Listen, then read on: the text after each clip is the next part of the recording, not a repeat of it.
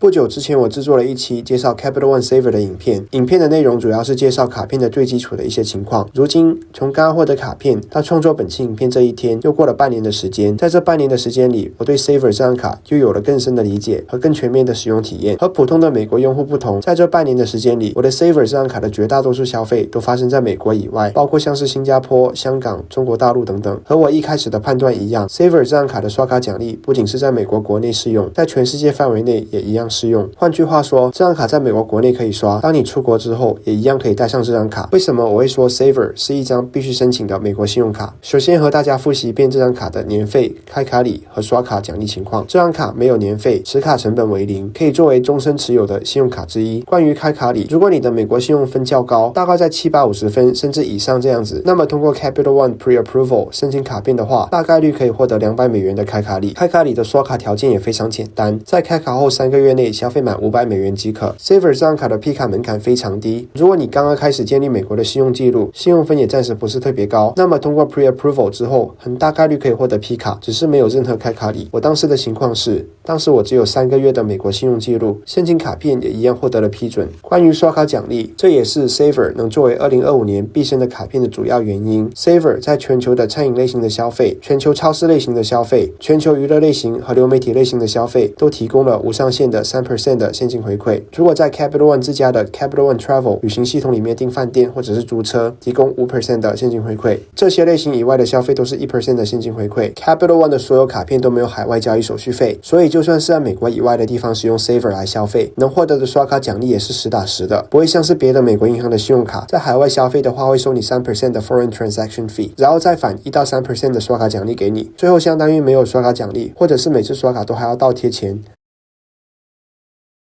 像是新加坡和香港这些原本就使用信用卡支付作为日常最主要的支付手段的地方来说，刷卡之后银行和卡组织识别商户类型的准确度基本上都没有任何问题。虽然在少数某些商户刷卡之后商户名可能有些怪异，但是 99% 的情况卡组织都能准确识别商户的类型，从而触发对应的刷卡奖励。我在中国使用微信支付、支付宝消费的时候， Saver 依然能触发对应的刷卡奖励。比如 Tim's Coffee 这笔消费，当时是我使用微信支付在中国大陆的 Tim Hortons 买咖啡，消费类型依然被归类为餐饮消费，从而触发 3% 的 cashback。 像是 KFC 这些消费类型的归类也没有任何问题。再比如像是 UMS Five Guys 这一笔消费，是我使用实体卡在中国大陆的 Five Guys 的 POS 机上面的消费，也没有任何问题。关于使用非中国发行的信用卡在中国国内消费，我个人的经验是，刷实体卡或者 Apple Pay 的商户识别准确度会比行动支付要高。因此如果我们在中国大陆消费，首先考虑刷实体卡或者是 Apple Pay。顺带一提，我们使用非中国大陆发行的卡片在微信支付、支付宝消费的时候，金额在200块人民币以上的消费，微信和支付宝都会多收 3% 的手续费，而200块以下就没有手续费。回到主题，除了刚刚提到的刷卡奖励这方面是我认为 Saver 最出色的，还有没有其他因素让我认为这张卡是2025年必申的卡片之一呢？无年费也是重要的理由之一。有些 YouTuber 在介绍这张卡的时候，无年费这一项可能就是一句带过，但是我认为大家不要小看 Saver 这张卡无年费的特点。美国的信用卡平均刷卡奖励的价值在 1.5% 的 cashback 或者1.5倍的积分附近，刷卡奖励高于平均值就叫高回馈卡，低于平均值就是低回馈卡。高回馈卡一般意味着要多缴年费，少则几十美元，多则几百美元，但是 Saver 却是一张多种消费都提供了 3% 的 cashback， 而同时没有年费的信用卡。同样是在餐饮类型消费提供3倍积分的 Chase Sapphire Preferred， 年费要95美元，也是在餐饮类型提供3倍积分的美国运通绿卡，年费要150美元，在餐饮类型提供4倍积分的美国运通金卡，年费高达325美元。无年费的信用卡通常都不会变成有年费卡，而有年费的信用卡可能每过几年就会涨一次年费。比如美国运通金卡的年费去年就是从250美元涨到了325美元。有消息称美国运通绿卡最近也可能会涨年费。从这方面来看的话，大家就能感受到 Saver 这张卡无年费的难能可贵了。只要是无年费的卡片，持卡成本就是0，就算你长期不用也不会有任何压力。讲了这么多，如果你对 Saver 这张卡也感兴趣的话，我把我的邀请链接放在了影片的描述栏内。以上就是本期片的全部内容。如果你觉得本期片对你有帮助，欢迎给本期片按赞，